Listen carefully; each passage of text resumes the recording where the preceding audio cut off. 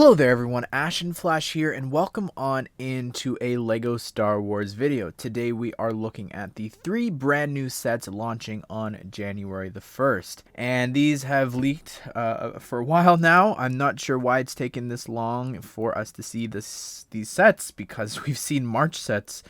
And unfortunately, March sets are not a part of what's being revealed. But anyways, let's go ahead and let's jump into things. So the very first set here that we have is set number 75344. This is Boba Fett's Starship Microfighter. This is retailing for $9.99 USD or $13.99 Canadian. It is a really cute build of the Slave One. Yes, I said it. Oh my goodness, cancel me. But I love it.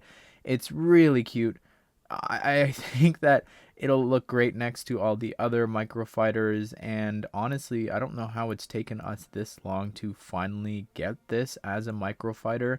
It's very simple. I actually really love how he sits inside there. Like, the helmet just is perfectly shaped around those pieces. I think it's great. Also, it launches interesting designs for the missiles there. Pretty cool.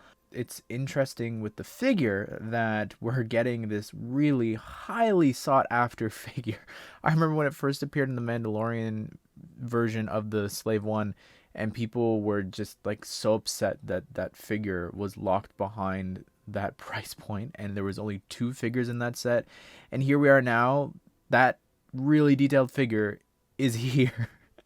The only thing, though, it doesn't come with a rangefinder, which is fine. I feel like if you're a Star Wars fan, you've got a ton of those probably lying around, and if not, they're not that difficult or hard to come by. Next up here, we have set number 75345. This is, for the very first time, a 501st Clone Troopers Battle Pack. This has 119 pieces and is retailing for $19.99 USD, so it'll be $24.99 Canadian. Might be more. Don't quote me on that. I don't have the Canadian price right now. But anyways, this is a great set. I really, really love this. As a huge Battlefront 2 fan, as someone who has poured countless, and I do mean countless hours into that game, I'm really happy to see some of the classes here. I like, it's so exciting to me. It really, really is. I would have loved a little bit more things, I think, here and there. Like for the heavy troopers, would have been really great to maybe get some thermal detonators or something, or maybe like the shields. Like, there's just simple things here. Since this is based off of Battlefront 2, it just wouldn't be that difficult, I feel like, to do. But anyways, let's go in order with these figures here. So like I was just talking about, the heavy troopers, they look great with, they're using the new helmet pieces there with the holes on the side so that you can have that part on the top. Looks great in blue. Really love that. Love the torso printing there with like the straps across the chest. Looks really great. And the blasters, I don't know about the builds for that, but that's okay. And then next up here, we've got the 501st Clone Specialist. And this one is probably my favorite figure just because of that piece that attaches to the helmet. I think that looks incredible. Really, really awesome how you're going to be able to lift that and lower that. I think looks great. The torso printing as well. I really like the designs there, like the little scratch marks and everything, or whatever that is, the insignia on the chest. And the long sniper blaster looks awesome. And then we've also got a 501st officer. Now, this is kind of interesting. I like this. I like the rangefinder in blue. It looks great. I don't think there's anything new there. Maybe, yeah, the legs look different with the straps going across there. That's exclusive to that figure. The torso looks to be very similar to the ones that came in the 501st set. The only difference being that the belt is blue, I think, just comparing them really quickly. But looks great. Again, new helmet and all that, really awesome. With the officer, would have been really cool to get like the regular clone officer version, like getting one without the helmet on. And I don't know, it would just, I feel like that could add a bit of something to the set. You've also got the cool turret built. I think that works really great as well. Like, no complaints from me, honestly. Before we move on, I just want to talk about one thing here, and that's on the box. There's the 20-year anniversary logo for the Clone Wars, and it's the 20-year anniversary for the original show, the non-canon show. And I don't know why this is. I know that there's other companies celebrating the anniversary as well. It's not just LEGO coming up with this. Like, that logo is being used elsewhere. But to me, it's like, why are we celebrating something non-canon? LEGO released a set last year that was non-canon. And now we're doing this big celebration for this non-canon thing. Meanwhile, Attack of the Clones' anniversary was last year. We got absolutely nothing.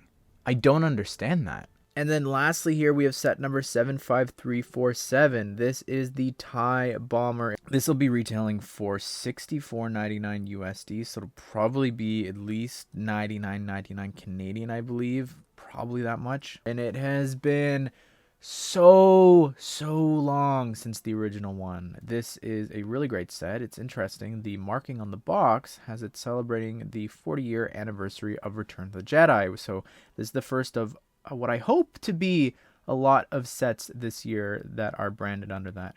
It looks great, honestly. I'm not the biggest fan of this. I'm not one of the people that have been wanting this for a long time. Will I pick it up? I think I will, because it's just been so long. I feel like I just sort of want to, support it. Support it that way, because the poor thing hasn't been remade in so long. Just going through here, the shaping of it, I like that it's sort of in line with the other TIE fighters we've been getting recently.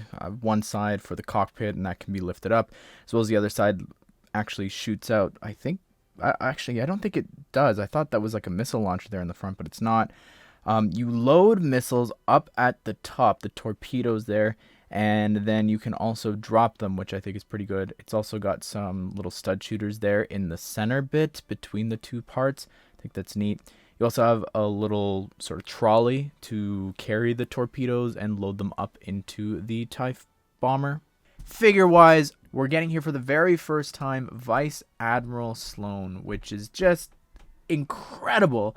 It's so simple to do, but she looks so great there. I love that she's using Padme's hair there in black. It works and looks so perfect for her.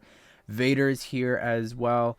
It's tough. I can't really talk about the leaks and things like that, so I can't really comment on Vader, but it looks like Vader. It looks like a regular Vader. So let's move on. Then also we've got the TIE Bomber pilot as well, and a Gonk droid, which is a brand new build. It's interesting that they're using the Imperial crate piece there on the side. I think that works great with the insignia there. But yeah, it's a very simple build for that, and people say it's a wasted spot. I don't mind that. I think that it's fine to be included, and I would have preferred maybe like an officer or a stormtrooper instead, but it's fine. Honestly, I really like that set. Overall, I think that the wave is really good. I just wish that, honestly, if there was like another little battle pack to go alongside this, like if it was the droids or something, literally just something small and easy. I just feel like I miss those. I miss when they would be fighting off against someone else, or even if it was just from a different era, like just one battle pack in January. To me, it just makes the whole January wave just seem so weak. Like, I long for the days where we had this full launch of all these Star Wars sets in January, and now they're just sort of sprinkled throughout the year, which is also good, but I just wish that January had a little bit more to start. Great start, don't get me wrong, but just want a little more. But I'd love to hear your thoughts on these. What do you think of them? I'm really excited to see what the rest of 2023 holds for Star Wars. I think that this is a solid start. Just wish there was more. Hope you guys did enjoy the video. Hope you all have a great day. I will see you all in the next one.